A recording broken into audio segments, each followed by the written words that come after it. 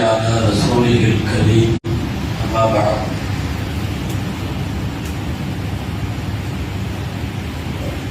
أعوذ بالله من الشيطان الرجيم بسم الله الرحمن الرحيم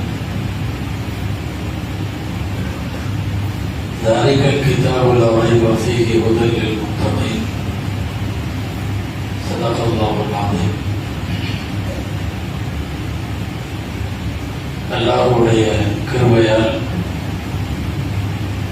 இந்த ஆண்டினுடைய ரமதானின் முதல் பிறையில்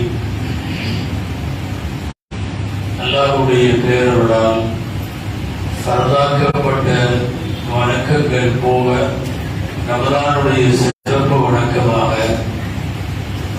தராவீஹ் தொழுகையை தொழுது முடித்திருக்கிறோம். அல்ஹம்துலில்லாஹ்.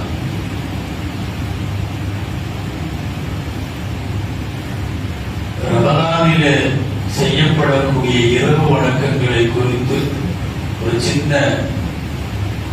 சிறிய சிந்தனையை மாத்திரம் இன்றைக்கு எடுத்துக்கொள்வோம். சஹீஹுல் புகாரியில் வரக்கூடிய நபிமொழி, மன் காம ரமதான ஈமானன் வ இஹ்திசாபன் குஃபிர லஹு மா தகத்தம மின் தன்பி. யார் ரமதானுடைய இரவில் நின்று வணங்குவாரோ, அதை ஈமான் கொண்ட நிலையிலும் நன்மையை நாடிய நிலையிலும் யார் வணங்குவாரோ அவருடைய முன்பாவங்கள் அனைத்தும் மன்னிக்கப்படும் என்று நபி ஸல்லல்லாஹு அலைஹி வஸல்லம் சொன்ன செய்தி ரமதானில் இரவு வணங்குதல் என்கிற பாட தலைப்பிற்கு கீழ் சஹீஹுல் புகாரியில் பதிவாக இருக்கிறது. அன்பிற்குரியவர்களே, தராவீஹ் என்கிற இந்த சிறப்பு வணக்கம் நபிகள் நாயகம் ஸல்லல்லாஹு அலைஹி வஸல்லம் சில இரவுகள் தொழுதார்கள். ஆர்வத்தினால் பெருக்கெடுத்த மக்கள் வெள்ளம், சஹாபாக்கள் ஏகப்பட்ட பேர் ரமதானிலே இதற்கு முக்கியத்துவம் கொடுப்பதை பார்த்து பயந்து போய் இது எங்க ஃபர்தாகி விடுமோ, ஃபர்தாகி விட்டால் ஐவேளை கடமையை போல தராவீஹும் கடமையாகி விட்டால் உம்மத்திற்கு சிரமமாகி விடுமோ என்று கருத்திலே கொண்டு ஒரு சில இரவுகள் வந்த நபி ஸல்லல்லாஹு அலைஹி வஸல்லம் அதற்கு பிறகு வரவில்லை.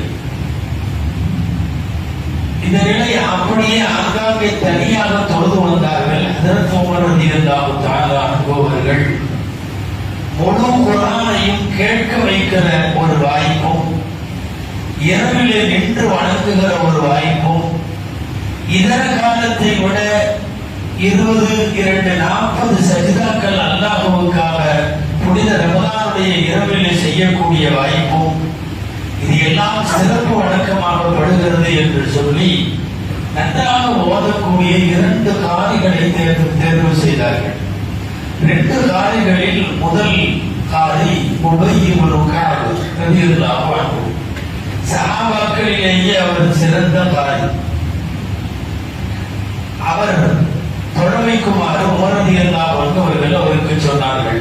அடுத்து தமீமுத் தாரி ரலியல்லாஹு அன்ஹு. ஹஜ்ரத் தமீம் அவர்களும் சிறந்த காரி.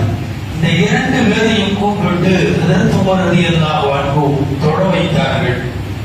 அப்போதுதான் அந்த வார்த்தை சொன்னார்கள், நிஅமத்துல் பித்அத்து ஹாதி.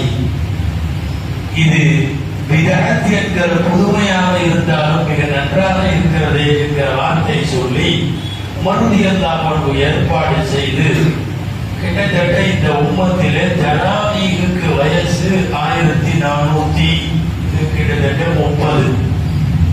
நாம் 44 ஹிஜ்ரியிலே இருக்கிறோம். 1430 வருஷமாக இந்த உம்மத்து தராவீஹ் தொழுது வருகிறது. அதுல மக்காவினுடைய ஹரம் ஷரீஃப், மதீனாவினுடைய மஸ்ஜிது நபவி, மஸ்ஜித் அக்ஸா, பைத்துல் முகத்தஸ், இந்த எல்லா இடங்களிலும் ஒரு 1000 ஆண்டுகளுக்கு முன்னாலே ஏற்படுத்தப்பட்டதை போன்று 20 ரக்காத்துகள் கொண்டு வருகிறார்கள். ஒரு 40 சஜிதா அதிகமாக செய்கிறோம், அவ்வளவுதான். இது தராவீஹுடைய வரலாறு. தராவீஹிலே மட்டும் இரவு வணக்கம் என்பது முடிவதில்லை. கட்டாயம் இரவு வணக்கம் என்பது நீங்கள் தனியாக செய்கிற ஏதேனும் ஒரு இபாதத் இரவிலே. அது மிகவும் குறிப்பாக தஹஜ்ஜுதாக இருக்க வேண்டும் என்பது ஷரியத்தினுடைய விருப்பம்.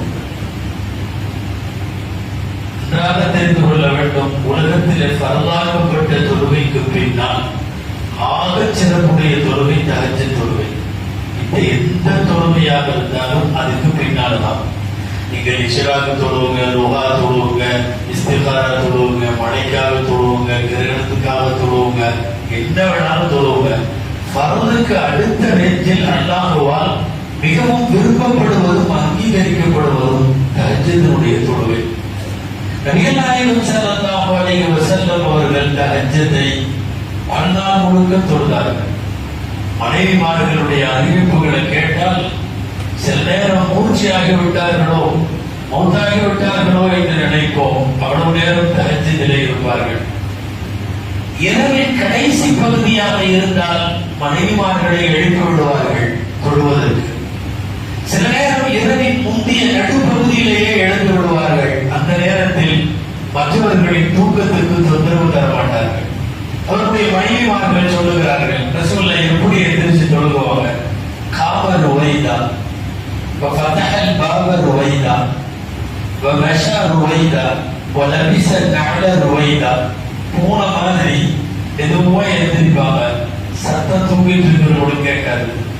கதவையும் மெதுவாக திறப்பார்கள். தூங்குறவங்க எந்திரிக்க முடியாது. அதுக்கப்புறம் செருப்பு அணிவார்கள், சத்தம் கேட்காதவாறு. ஒதுவு செஞ்சுட்டு திருப்பி வந்து தொழுகிற வரைக்கும் யாருடைய தூக்கத்துக்கும் இடைஞ்சல் இருக்காது. நள்ளிரவிலேயே தொழுதான். அதுவே ஃபஜ்ருக்கு கொஞ்சம் முன்னால் ஏறத்தாழ தஹஜ்ஜுடைய நேரம் முடிவடையும் சூழ்நிலை இருந்தால் மனைவிமார்களை குடும்பத்தில் உள்ளவர்களை எழுப்பிவிட்டு தொழ வைப்பார்கள்.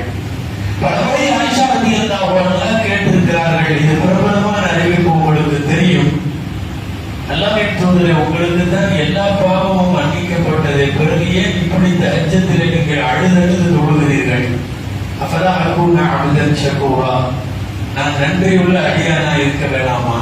நான் அதுக்காக தொழுகிறேன் என்று சொல்லுவார்கள் நபி ஸல்லல்லாஹு அலைஹி வஸல்லம். தஹஜ்ஜத் ஒரு முஸ்லிமினுடைய மிகப்பெரிய ஆயுதம். அல்லாஹ்ட்ட வந்து கேட்டு எப்படியாவது வாங்கிடணும்னு முடிவு பண்ணிட்டா அதுக்கான பெரிய ஆயுதம் தஹஜ்ஜுடைய தொழுகை தான். எல்லாரும் சஹாபாக்களிடையே தஹஜ்ஜுதிலே போட்டி இருந்தது. முதலாக தஹஜ்ஜுக்கு இப்படி ஒரு சிறப்பு இருக்குதுன்னு ஒரு ஹதீஸ நபி ஸல்லல்லாஹு அலைஹி வஸல்லம் சொல்லுகிறார்கள். எந்த விஷயத்தையும் அமல் செய்யறதுல அபூபக்கர் ரலியல்லாஹு அன்ஹு ரொம்ப ஆர்வமானவங்க. ஒருத்தர் வந்து இரவோட இரவா போயிடுற அபூபக்கர் சொல்லலான்ட்டு வேக வேகமா போய் தஹஜ்ஜுத் தொழுதா இவ்வளவு சிறப்பு இருக்காமான்னு சொல்றதுக்கு உள்ள போனா அவர் அன்னடி தொழுதுட்டு இருக்கார். அதற்குள்ளாக விஷயம் கிடைத்து தக்பீர் கட்டி அவர்கள் தொழுதார்கள். அதற்கு உமர் ரலியல்லாஹு அன்ஹு ஒவ்வொருத்தருடைய தஹஜ்ஜுத் தொழுகைகள் குறித்து கூட ஹதீஸில் வருகிறது. அபூபக்கர் ரலியல்லாஹு தஆலா அன்ஹு அவர்கள் ரொம்ப மெதுவா ஓதுவாங்க. தஹஜ்ஜுத்ல என்ன ஓதுறாங்கன்னு தெரியாது. அதற்கு உமர் ரலியல்லாஹு அன்ஹு பக்கத்துல உள்ளவங்களுக்கு எல்லாம் கேட்கிற மாதிரி சத்தமா ஓதுவாங்க. மக்ரிப் இஷா எல்லாம் தொழுது வைக்கிற மாதிரி சத்தமா தக்பீர் கட்டி தஹஜ்ஜுத் கேட்பாங்க. ஏன் இப்படி மெதுவா ஓடுறீங்க என்பது நபிகள் நாயகம் ஸல்லல்லாஹு அலைஹி வஸல்லம். இல்ல, நான் எனக்காக தொழுகிறேன், அல்லாஹ்வுக்கு மட்டும் தெரிஞ்சா போதும், என் மனசுக்கு கேட்டா போதும், நான் யாரையும் டிஸ்டர்ப் பண்ண விரும்பல, நான் அப்படி தொழுகிறேன். முருகன் எல்லாருமே கேட்டாங்க, ஷைத்தான், நான் சத்தமா ஓதுறது மற்றவங்களுக்கு காட்டுறதுக்கு அல்ல, என் தூக்கம் போயிடும், சைத்தான் ஓடுவான், அதனால நான் சத்தமா தொழுகிறேன். அப்பதான் திருக்குறானுடைய அந்த ஆயத்து இறங்கி 15வது ஜுஸுடைய கதவு சூறாவுக்கு முன்னாடி இருக்கிற வசனம். இன்றைய இஷாவினுடைய 2வது ரக்அத்தில் நம்ம ஓதுன வசனம், வலா தஜ்ஹர் பிஸலாத்திக வலா துகாஃபித் பிஹா. அபூபக்கர் உமர்லான பார்த்து சொன்னாங்க, ரொம்ப சத்தம் போட்டு தொழுகாதீங்க. இவங்களை பார்த்து சொன்னாங்க, வலா துகாஃபித் பிஹா, ரொம்ப மெதுவாகவும் ஓதாதீங்க, ஒரு மீடியமா ஓதுங்க. எல்லோரையும் எழுப்புகிற அளவுக்கு சத்தமும் வேண்டாம், யாருக்குமே கேட்காத அளவுக்கு ரொம்ப புசு புசுன்னு இருக்க வேண்டாம்.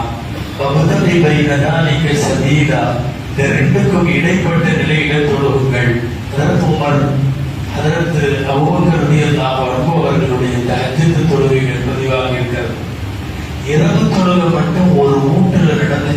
அந்த வீட்டுல முசீபத்து வருது, பெரிய பெரிய வியாதிகள் அண்டாது. ஏதோ ஜோசியம் அல்ல, ஹதீஸ்களில் வந்திருக்கிற செய்தி. ரசூல் ஸல்லல்லாஹு அலைஹி வஸல்லம்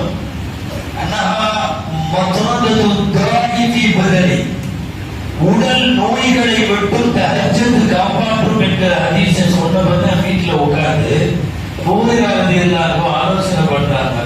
நம்ம வீட்டுல நைட்டு போல தொழுதுட்டு இருக்கணும், என்ன செய்யலாம் அப்படின்னு யோசிச்சுட்டு நம்ம 3 பேர் தான் இருக்கோம். ஒண்ணு நானு, அடுத்து மனைவி, அடுத்து பணியாளர் ஒருத்தர், ஒரு ஹாதிம் பணியாளர் இருக்காரு. 3 பேர் தான் இருக்கும். ஒரு வேலை செய்வோமா, இரவனுடைய 3ல் ஒரு பகுதியை நான் எடுத்துக்கிறேன், ஒரு பகுதியை அவர் மனைவியிட்ட நீ எடுத்துக்கோ, ஒரு பகுதியை பணியாளருக்கு கொடுத்து நீ எடுத்துக்கோ. மொத்தத்துல இந்த வீட்டுல இரவு இருட்டானதுல இருந்து ஃபஜ்ர் வரைக்கும் யாராவது ஒருத்தர் தொழுதுட்டு இருக்கணும். அப்படி முடிவு பண்ணலாமா அப்படின்னு சொல்லி முடிவு பண்ணி அதற்கு போகிறாரோ ஆயுள் உள்ள வரைக்கும் அவங்களுடைய வீடு தொழுகாமல் ஒரு இரவு யாராவது தொழுகாமல் நடந்ததில்லை. யாராவது தொழுது கொண்டிருப்பார்கள். தஹஜ்ஜத் என்பது அவ்வளவு பெரிய பாக்கியத்திற்கு முன்னாலே இருக்கிற பயான்கள்ல கடந்த ரமதான்கள் எல்லாம் சொல்லியிருக்கோம். ரொம்ப அல்லாஹ் ரஹ்மத்தை விட்டும் யாரை தூரமாக்கிறானோ அவங்களுக்கு தஹஜ்ஜத்துக்கு வாய்ப்பு கிடைக்காது. நம்ம எந்திரிச்சு நிக்கிறோம், அல்லாஹ் தக்பீர் கட்டுற ஒரு வாய்ப்பு நமக்கு கிடைக்குதுன்னா இன்னும் ரப்பனுடைய ரஹ்மத்து நமக்கு கொஞ்சம் கிடைத்திருக்கிறது பொருள். இந்த வாய்ப்பை எந்த காலத்திலையும் நாம தவற விட்டு விடக்கூடாது.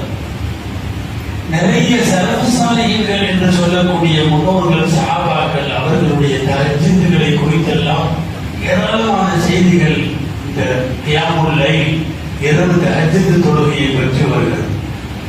குர்ஆன்ல சூரா இஸ்ராயில் வரக்கூடிய ஒரு வாசகம், ஒமினல் லைலி ஃபதஹஜ்ஜத் பிஹி. ரசூலுல்லாஹ் பார்த்து அல்லாஹ் சொல்றான், குர்ஆனை ஓதி நீங்கள் ஃபதஹஜ்ஜத் பிஹி நபதஹஜ்ஜத் பில் குர்ஆன், குர்ஆனை ஓதி நீங்கள் தஹஜ்ஜத் தொழுகுங்கள், நாஃபிலத்தன் லக், உங்களுக்கு அது உபரி நன்மையாக வரும். நாளைக்கு மறுமையில கூப்பிட்டு விசாரணை நடத்தும் போது எக்கச்சக்கமான ஃபர்து தொழுகைகள்ல நம்ம ஏதாவது பிந்திருப்போம், விட்டிருப்போம், அலட்சியமா இருந்திருப்போம், நிறைய விடுபட்டு இருக்கலாம். அந்த மாதிரி நேரத்தில் அதற்கு இறைவன் தண்டனை கொடுக்காமல் இவர்களுடைய தஹஜ்ஜுதுகள் அந்த ஃபர்துடைய இடத்தில் வைத்து அடைக்கப்படும். ஃபர்துடைய இடத்துல. அதனால இன்னைக்கு தொழுகக்கூடிய தஹஜ்ஜுதுகள் அப்படிங்கிறது நாம ஏதோ எக்ஸ்ட்ரா அல்லாஹ்வுக்கு ஏதோ பண்றோங்கிற மாதிரி அல்ல. நாளை மிகப்பெரிய அளவில் ஃபர்தான கடமைகளை செய்யவில்லை என்கிற ஒரு குற்றச்சாட்டில் இருந்து நம்மை தப்பிப்பதற்கு ஒரு மிகப்பெரிய ஏற்பாடு தஹஜ்ஜுத் இருப்பது. நபிகள் ஸல்லல்லாஹு அலைஹி வஸல்லம் வாழ்நாள் முழுக்க தஹஜ்ஜுத்தை விட்டதில்லைங்கிறதுல சஹாபாக்களுக்கு ஊட்டிக் கொண்டே இருந்தார். யுத்த காலத்தில் எல்லாரும் தூங்குகிற போது சூழ்ந்த தஹஜ்ஜுத் விடவில்லை, யுத்த காலங்களிலே கூட. அதை சொல்ல வர்றது, ரமதானிலே தஹஜ்ஜுத் தொழுவதற்கு நல்ல வாய்ப்பு இருக்கிறது.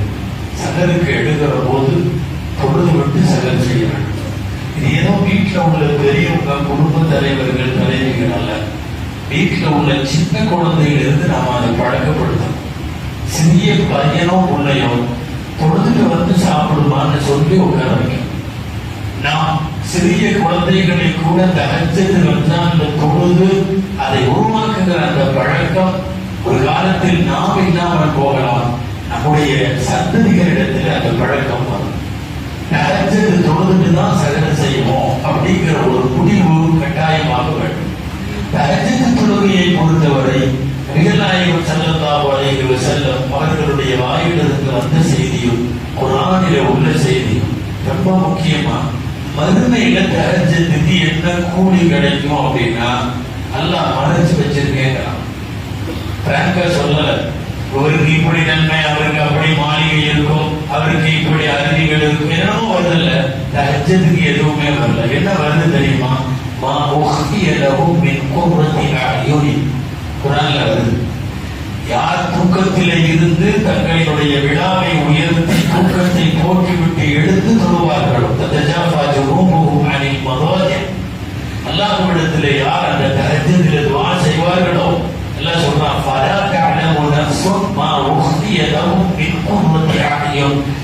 குளிர்ச்சியாக இறைவன் ஏற்பாடு செய்து மறைத்து வைத்திருக்கிற கூலியை யாரும் அறிய முடியாது.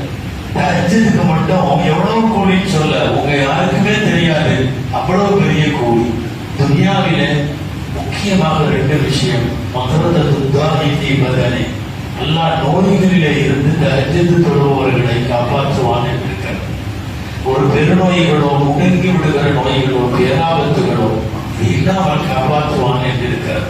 அதனால ஒரு மிகப்பெரிய நல்ல சந்தர்ப்பம் ரம்ஜான்ல இருக்கிறது.